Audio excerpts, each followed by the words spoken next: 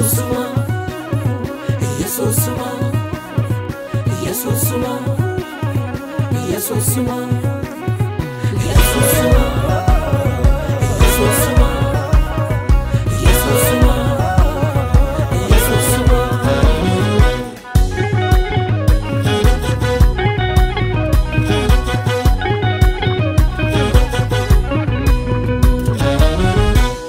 Ani hega mera yana sani fidem galatani.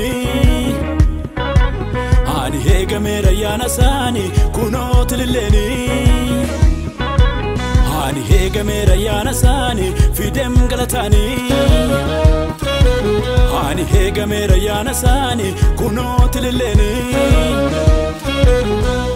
Fini kansa garani oh, fini kansa jejamu oh. Fini kansa garani oh, fini kansa jejamu oh. Nangalate fada Jesus, nangalate fada, nangalate fada Jesus, abangarinisa.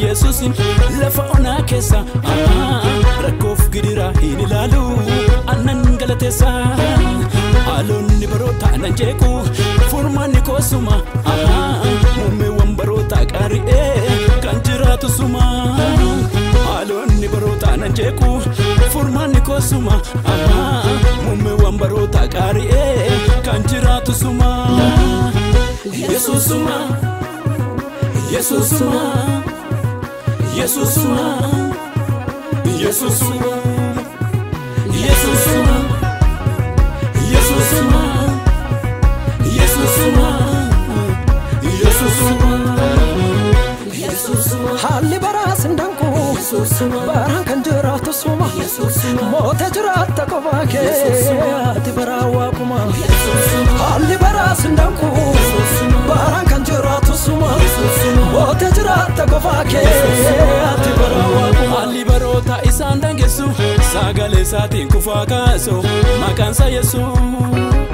Bara barota mo eka mulchu, inkabu safi galata bichu, nan angalasa. Halli barota isan dangesu, sagale sati kufakasa, makansa Jesus. Bara barota mo eka mulchu, inkabu safi galata bichu, nan angalasa. Namdalagde tajiru gudicha, arramni kiyya isa fililcha, urji bakkalcha. Namdalagde tajiru gudicha, arramni kiyya isa fililcha, urji bakkalcha.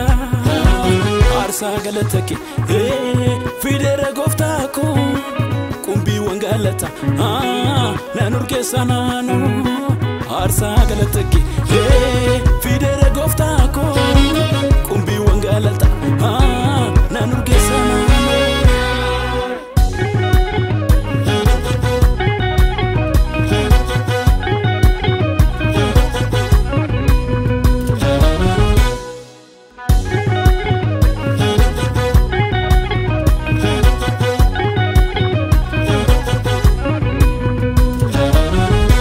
Ani ega mera yana sani fidem galatani. Ani ega mera yana sani fidem lileni.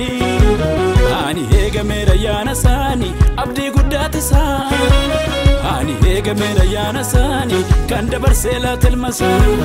Ani ega mera yana sani jiruno jatame. Ani ega mera yana sani malmalate sisa. Ani ega mera yana sani ribu fidonne dani.